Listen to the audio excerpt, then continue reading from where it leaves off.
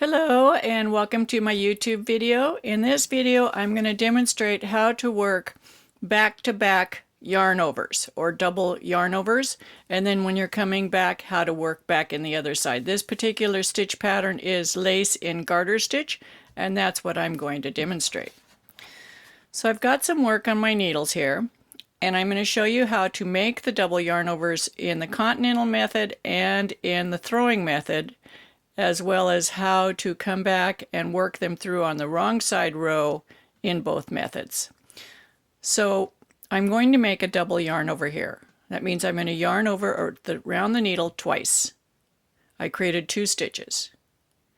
On either side I'm making a knit 2 together to compensate for them. That was continental. Now I'm going to do throwing. So I'm going to do a knit 2 together. Then yarn over, knit 2 together,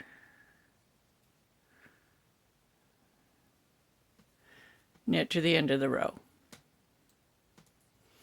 Now on the return row, we're going to also be knitting because this is garter stitch. Here's our double yarn overs. Here's one here, and here's the other one. So we're going to work back into them on this row. And it does matter how you do this. So knit 1, knit 2, and here's the knit 2 together from the previous row. Here's our double yarn over. We're going to knit into the first leg of it and take that leg off. Then knit into the back leg, going down like this. This is knitting into the back. You have to do that or you will get a gigantic hole. That's what controls it. And then knit the next stitch. Now we'll do these continental. Knit the knit 2 together. Knit the first leg and knit the second leg. Some people will, if it falls off, one part falls off, just put it back on. If both legs fall off, just put them both back on. Don't panic.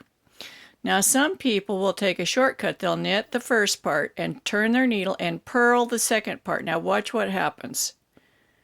It makes this huge hole. Doesn't correspond to the others. So why?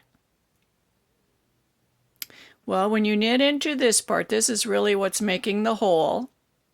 When you knit into the back leg, watch what happens to the yarn over it. It actually twists on itself.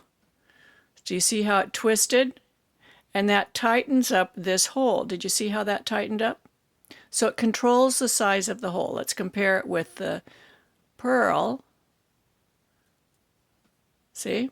Just by doing that one little thing. So you knit into the front leg, knit through the back leg for the second part, and then finish. There you have it.